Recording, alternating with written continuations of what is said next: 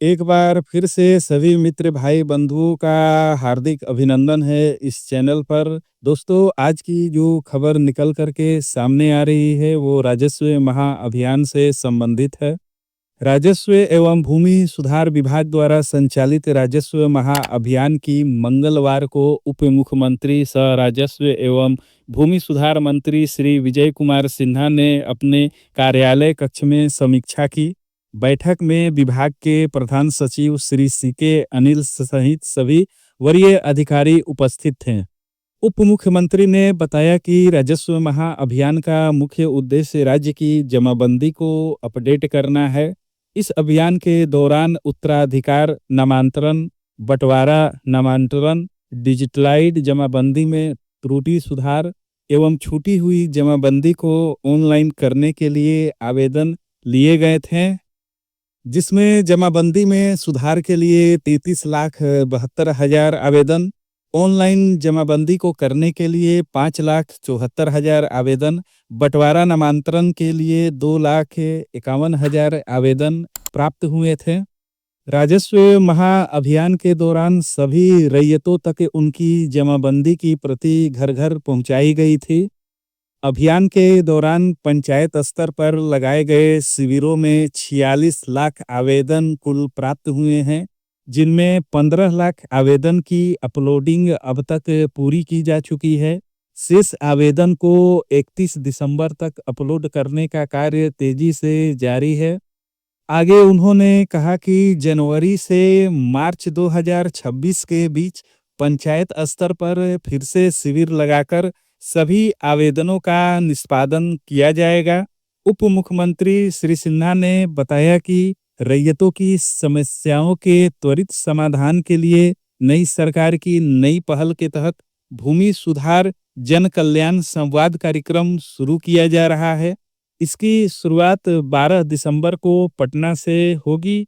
यह संवाद कार्यक्रम अगले 100 दिनों में राज्य के सभी जिलों में आयोजित किया जाएगा, जिसमें संबंधित जिले के रैयतों की समस्याओं का निस्तारण किया जाएगा। संवाद के दौरान विभाग के सभी संबंधित अधिकारी उपस्थित रहेंगे।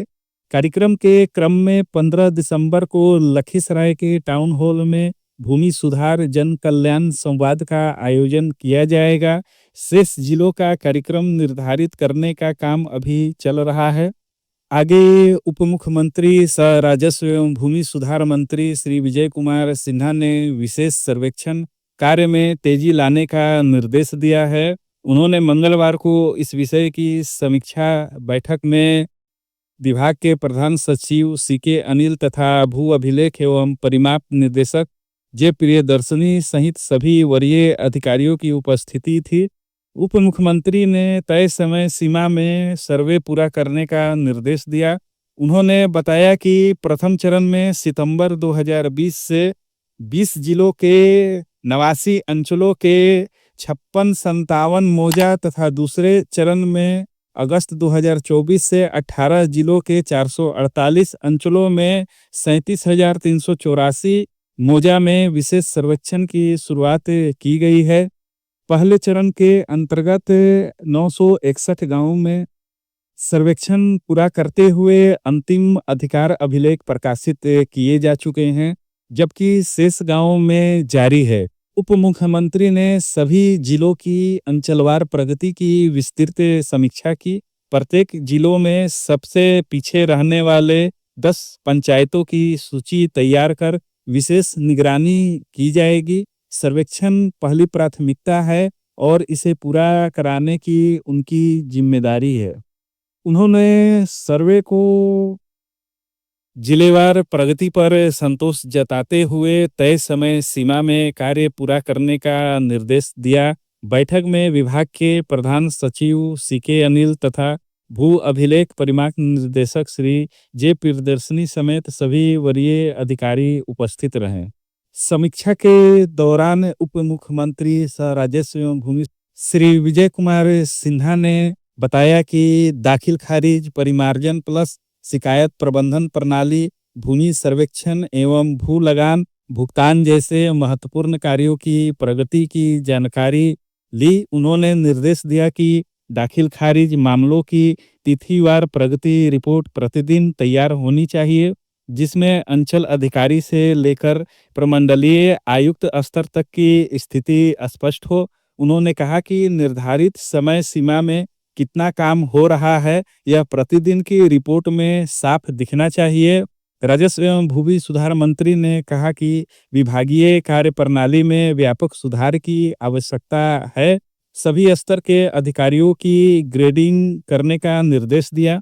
उन्होंने स्पष्ट कहा है कि भ्रष्ट कर्मचारियों के खिलाफ कड़ी कार्रवाई की जाएगी और उनकी संपत्ति की जांच कराकर उन पर नकेल कसी जाएगी। भ्रष्टाचारियों की विभाग में कोई जगह नहीं है, यह बात उन्होंने सख्त लहजे में कहा। बिहार के सभी अंचल कार्यालयों में पारदर्शिता बढ़ाने के लिए राजस्व मंत्री ने सभी अंचल कार्यालयों में अधिकारियों कर्मचारियों के नाम एवं उनके पदनाम संपर्क नंबर सहित सूचना पट पर प्रदर्शित करने का आदेश दिया है।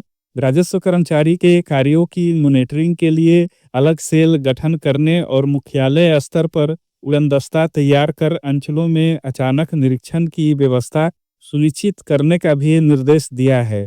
भूमि सर्वेक्षण कार्यों में तेजी लाने तथा लोगों की शिकायतों फील्ड में जाकर के सुनने पर भी जोर दिया।